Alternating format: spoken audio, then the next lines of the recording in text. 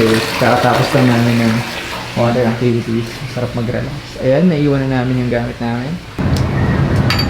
Konti lang makuha mo dito. Merienda time! Fried calamari strips. Apa. And one chicken inasal. Sobrang nakakapagod tong araw na to. Sobrang dami naming ginawa.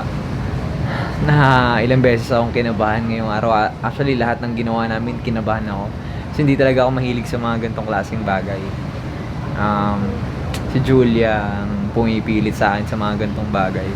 Solid yung experience. Kasi ako, for the past, di ko alam, kung for the past 16 or 17 months, I've been working around 17 to 18 hours per day. 6 hours, 7 hours tulog lang sa loob ng isang araw. Puro trabaho lang talaga inaasikaso ko. Ngayon, yung personal realization ko is yung panahon, no? Or yung time, hindi mo na siya maibabalik eh.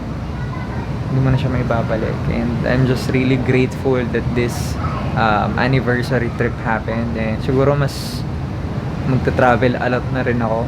Kailangan mo magtrabaho para makapagbakasyon. Kailangan mo ng pondo para masustentuhan mo yung sarili mo na makapagbakasyon ka ng komportable. Pero at the same time, hindi ka rin naman talaga pwedeng magbakasyon.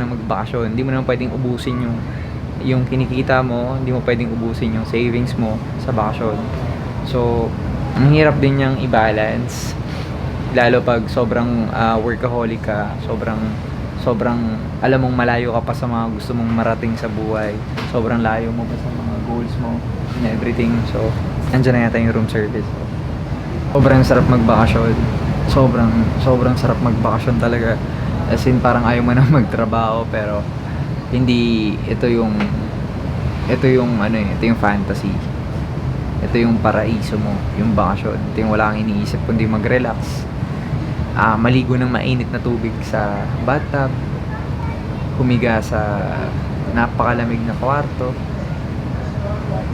tignan lang ng mahaba yung beach, pakinggan mo lang yung alon, tignan mo yung mga puno. Ito yung siguro na-miss ko for the last 18 months. But with that being said, hindi rin naman kasi dapat din na puro bakasyon na lang. Kasi we have this everyone has goals, no? And habang nire-reach mo yung goals mo, dapat sabihin mo rin sa sarili mo na ang goal ko ay magpahinga. Ang goal ko ay mag-relax. Kasi ako, hindi ko talaga yun binigyan ng pansin. Hindi talaga ako nagpapahinga.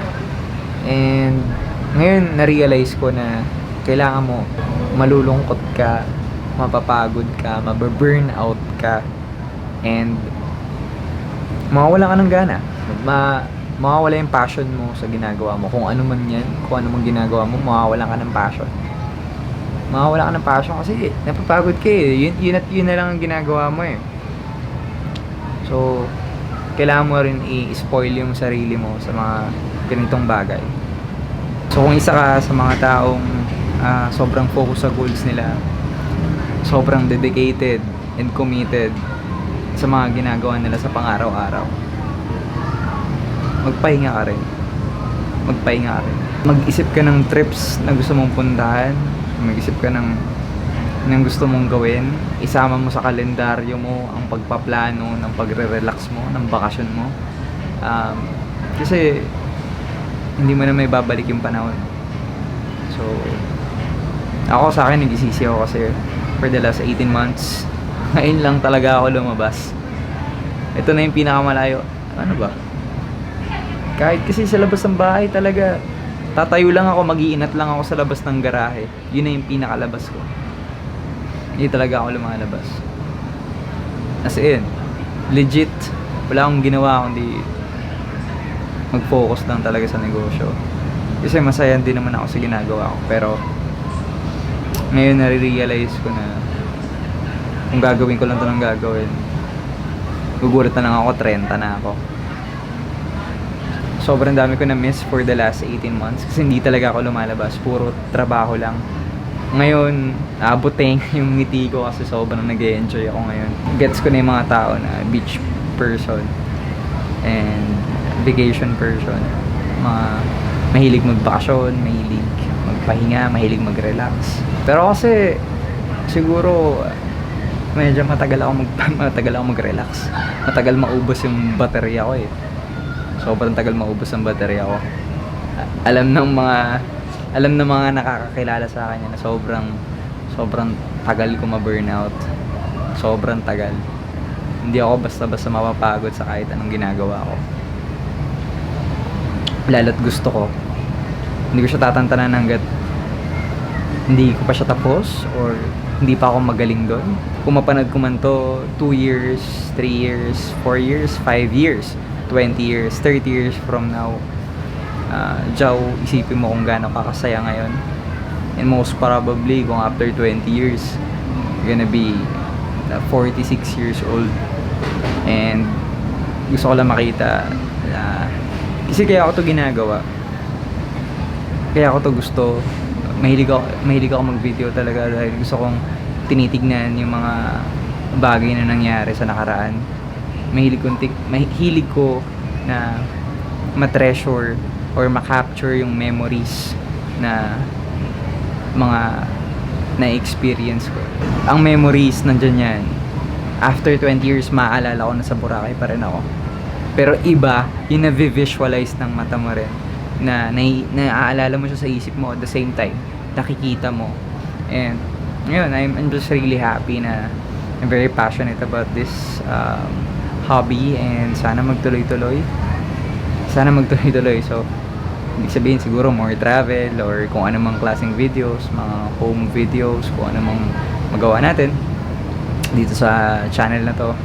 And the main purpose ng talaga dito is to capture memories. Kaya ako siya ginagawa. So, yun. Kumakatok na yung room service. So, kunin natin yung pagkain. Hi, kuya. Good evening po. Sige po, pasok po, bossing. Welcome, sir.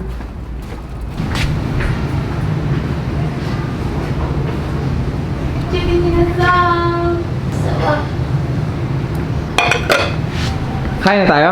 Kain na tayo. Kain Antok na ako. Ano?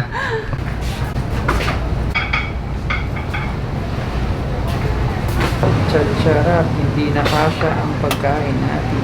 Nakasetup na kami dito sa gilid. Bukas na lang ulit sa mga water activities namin. So, kain na kami.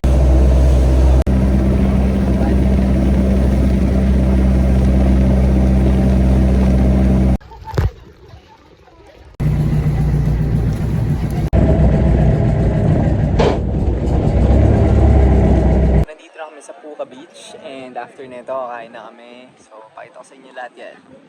The best yung mango rum.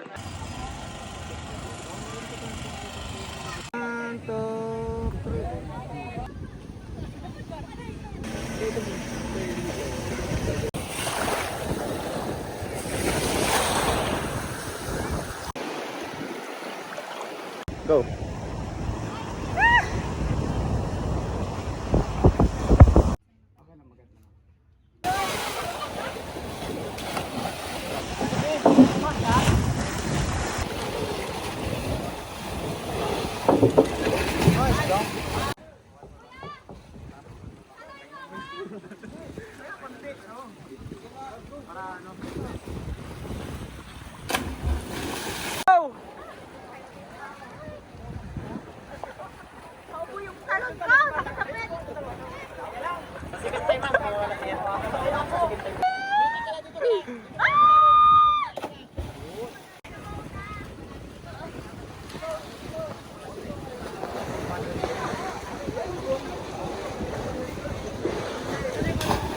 Yun, ganda ng talon niya.